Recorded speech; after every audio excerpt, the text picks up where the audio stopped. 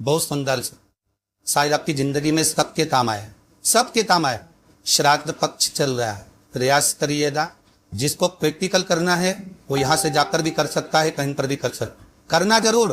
कहीं श्योर वाला हमारा झूठ तो नहीं बोल रहा, इसलिए प्रैक्टिकल करते रहना चाहिए। ब्राह्मण को भोजन नहीं करा पा रहे हैं, मानव गौ माता को रोटी नहीं दे पा रहे हैं, श्वान को भोजन नहीं दे पा रहे, कौवे को भोजन नहीं दे पा रहे हो, और मान लो दया ब्रह्म कपाली या कहीं पिंडदान नहीं कर पा रहे हो, तिलांजलि तर्पण नहीं कर पा रहे हो, तो एक काम जरूर करना, जल के पात्र में 2 बूंद गंगा जल डालना, और वो गंगा जल शंकर को रोज 16 दिन तक चढ़ाइए, पितृदोष समाप्त होगा।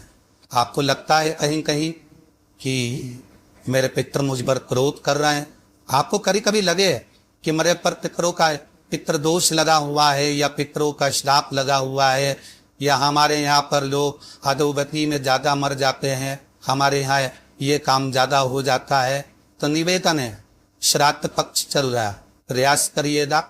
एक चावल की कटोरी में, कटोरी के अंदर थोड़ा सा चावल रख लीजिए कच्चा, उस चावल की कटोरी में एक बेलपत्र, थोड़ी सी दुर्वा बांधकर पानी का मटका, परिंदा या जहां अपना रसोई घर में जल रखते हो, उस कटोरी को वहां पर 2 दिन 3 दिन तक रख दो। वैसे तो 16 दिन रखो, ज्यादा अच्छा था, जो दिन अपने को मालूम है 2-3 दिन उसको रख दीजिए। घी का दिया लगाइए। 3 दिन के बाद में उस दुर्वा को, उस बेलपत्र को शिव बाबा को समर्पित कर दो। चावल पूरे घर में घुमाने के बाद चिड़िया को या नदी में या किसी जीव को प्रदान। पितृदोष के निवारण का सुंदर तरीका। जब ज्यादा घर में पितृदोष हो ना, ऐसा लगे कि पितृदोष बहुत ज्यादा है, 1 रुपये कमा रहे हैं, 1.25 रुपये खर्च हो रहा है, हाथ में पैसा नहीं टिक रहा, दुकान 4 दिन अच्छी चल रही है, फिर व्यापार डाउन हो जाता है, कोई पैसा लेकर भग गया, नहीं दे रहा, कहीं कर्जा मात्रा बढ़ रही है, ये पितृदोष के लक्षण है। इसमें आपके घर में जो भी रुद्राक्ष पड़ा हो, जो भी रुद्राक्ष रखा हो, क्योंकि संभाल की तक रखते नहीं पड़ देते यहाँ में, जो भी रुद्राक्ष आपके घर में रखा हुआ, ठीक पानी के पात्र में उस रुद्राक्ष को डाल दीजिए, उसमें 1 चावल का दाना डाल दीजिए। मारा परिंदा जहां होता है, मटका, हंडा या रसोई घर में आपका जो पानी भरने का स्थान होता है, जिसको आरो क्या क्या लगा के रखते हो, उसी के कहीं पास में उस कलश को रख दीजिए, ऊपर से उसको ढक दीजिए। शाम के समय, सुबह रखा 10 बजे से 12 बजे के बीच में, शाम के समय प्रदोष काल में भगवान शंकर का नाम स्मरण कर कर, ओम नमः शिवाय बोलकर, श्री शिवाय नमस्तुभ्यं बोलकर, या महामृत्युंजय मंत्र का स्मरण कर कर, या गायत्री मंत्र का स्मरण कर कर, जो मंत्र आपकी बुद्धि में विवेक में समाहित हो, उस मंत्र का नाम लेकर राम कृष्ण हरि जो बोल सकते हो, एक घी का दिया अवश्य प्रज्वलित करें। लंबी बात ना, कौन सी बत्ती का, फूल बत्ती का नहीं, गोल बत्ती का नहीं, लंबी बत्ती का। बत्ती का मुख दक्षिण की ओर, कहाँ पर होना चाहिए, दक्षिण की, ना पूरब ना पश्चिम ना उत्तर। बत्ती का मुख कहाँ हो, दक्षिण की। जैसे श्राद्ध पक्ष में ब्राह्मण को जब भोजन कराते हैं, तो ब्राह्मण का मुख श्राद्ध पक्ष के भोजन कराते समय अगर पूरब पश्चिम और उत्तर का होता है, तो श्राद्ध के भोजन का फल नहीं मिलता। उसका मुख दक्षिण का होता है, तो हमारे घर के जितने भी पितर उस तिथि में गर्भ होते हैं, सबको उसका भाग मिल जाता है और पितृदोष समाप्त हो जाता है। इसलिए ब्राह्मण का मुख श्राद्ध पक्ष में भोजन कराते समय दक्षिण का होना चाहिए, ब्राह्मण का मुख दक्षिण का। यहां तक शास्त्र कहता है, महाराज अगर गौ माता को श्राद्ध पक्ष में अगर भोजन दे रहे हो, तो गाय का मुख अगर दक्षिण का है, गाय का आपका मुख भले उत्तर का हो, गाय का मुख दक्षिण का हो, आपका मुख भले पूरा पश्चिम नहीं का, गाय का मुख अगर दक्षिण में, अगर आपने दक्षिण में गाय को खड़ी कर रखा है, दक्षिण में उसका मुख और आप भोजन दे रहे हो, तो शास्त्र कहता है कि किसी पिंड की जरूरत नहीं पड़ती, गाय स्वतः कल्याण कर देती, गौ माता स्वतः कल्याण। तो दिए की जो बाती का मुख कहाँ होना चाहिए, दक्षिण का, और दक्षिण का मुख। जब दक्षिण का मुख हो, दक्षिण की ओर बाती हो महाराज, तब दक्षिण की बाती जलाने के बाद में भगवान से वहीं पर प्रार्थना करे। जो कलश रखा है उसके ऊपर जो प्लेट रखी है, ढाका गया है, वहाँ अपना सीधा हाथ रखे और अपने पूर्वजों का, अपने पितरों का स्मरण करे कि मेरे धन को लेकर कोई चले गया, मेरा व्यापार ऐसा चल रहा है, मेरा घर में बच्चों का विवाह नहीं हो रहा, या घर में इतनी अशांति है, या तकलीफ है, या कष्ट है, ये सब का स्मरण कर कर उस कलश को रात्रि भर रखे रहने दे।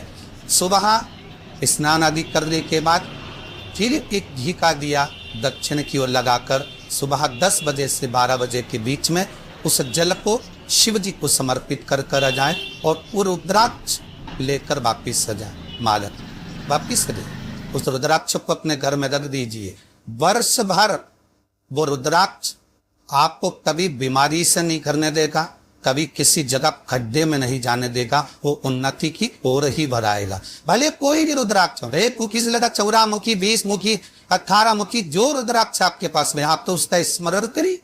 बहुत दिनों से आप प्रयास कर रहे हो और काम अटका पड़ा हुआ है, तो प्रयास करना। जल के पात्र में थोड़ा सा शहद, गंगा जल उसमें डालकर, ये जो श्राद्ध पक्ष चल रहा है, जिस समय पर, जिस श्राद्ध पक्ष के अंतर्गत श्राद्ध पक्ष में पात्र में जल लेकर उसमें थोड़ा सा शहद, गंगा जल डालकर भगवान शंकर को उन्नतेश्वर महादेव के नाम से, कौन से महादेव?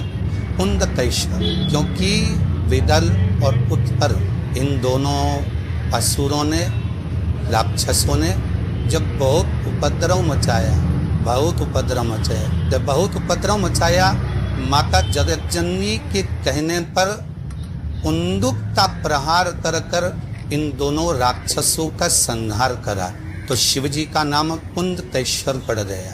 क्या नाम पड़ा था?